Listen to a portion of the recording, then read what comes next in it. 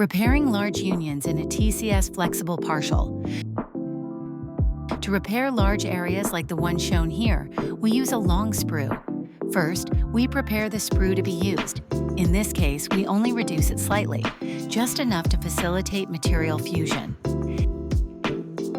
Make sure to remove any thin fibers that could burn or stain the repair before the material fuses. Set the TCS hot air welder to medium intensity. Work the sprue over an area of about 1/2 to 5/8 of an inch, rotating it constantly to avoid bubbling or burning. If this happens, start again with a new sprue.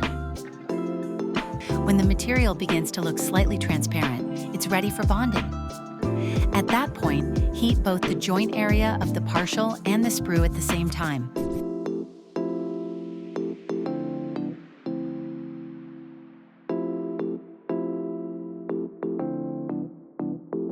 Place the spatula gently over the joint with minimal pressure and hold it until the material cools. Do not cut the sprue until the joint is completely fused and cool. Once cooled, cut the sprue and proceed to smooth the surface. In this case, we use a green-mounted burr. Next, refine the area with the TCS Mini Fuzz Buff.